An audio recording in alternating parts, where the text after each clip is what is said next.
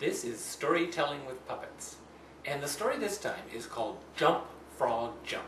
It comes from the book by Robert Kalan. And it's a nice, simple story to tell. I usually share it with younger audiences, 2-year-olds, 3-year-olds, maybe even 1-year-olds. So it's a pretty simplified version of a story that's already pretty simple. To tell it, you need to have a frog. There's my frog. You need to have a fly, a fish, a turtle.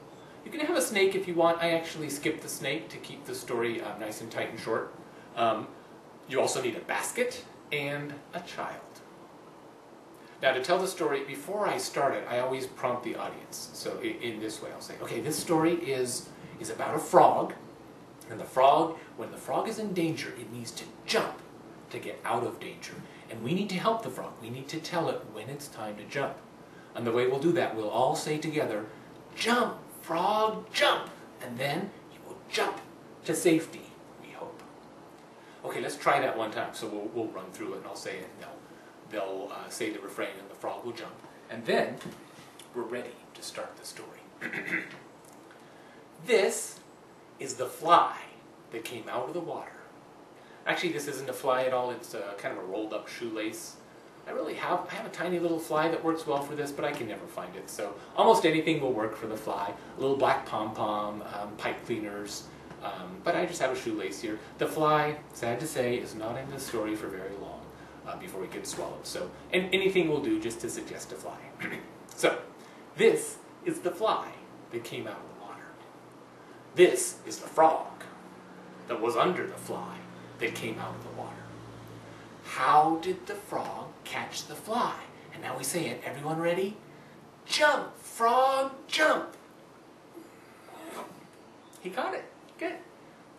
So a couple things about that. That refrain of jump, frog, jump, and the jumping is going to happen a few times. So a couple things that I try to do each time. When the fly is out here and the frog, when the animals first see each other, they sort of look at each other and back at the audience, sort of freezing that moment. We can all see that they're aware of each other.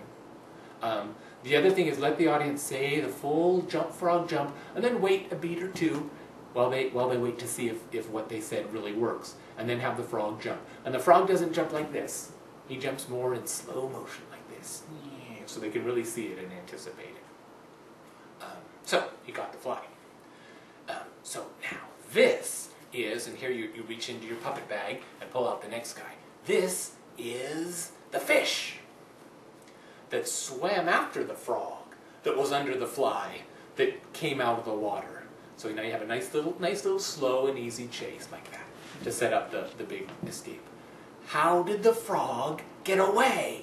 Ready, everyone? Jump, frog, jump! Good. Okay.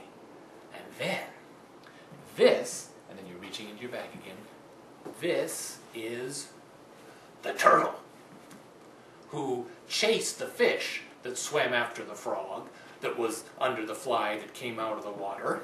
How did the frog get away? Ready? Jump, frog, jump! Good. And after he jumps and escapes, I'm just sort of tossing those other guys off to the side and behind me, because they're not coming back, just so they're out of the way.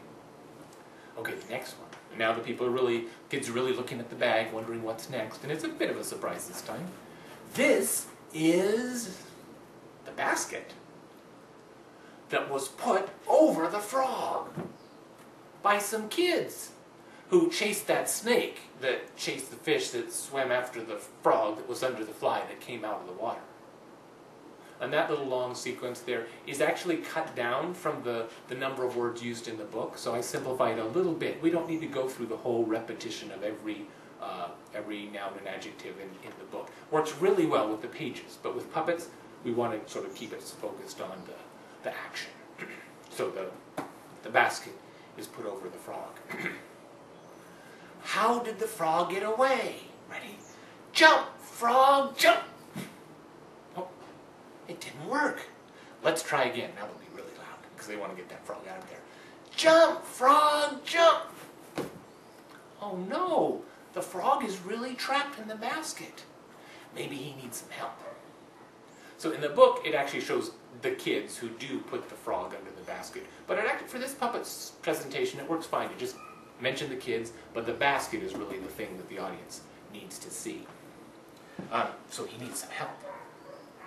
So this is, and here's a puppet that's kind of hard to get on with one hand, this little boy puppet, but that's okay. I can put him up on my lap and sort of creep my fingers up. The kids can see it at this point. He's not popping out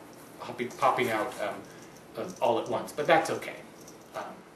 This is the boy who lifted the basket that was put over the frog by the kids who chased the turtle, that chased the fish that swam after the frog that was under the fly that came out of the water.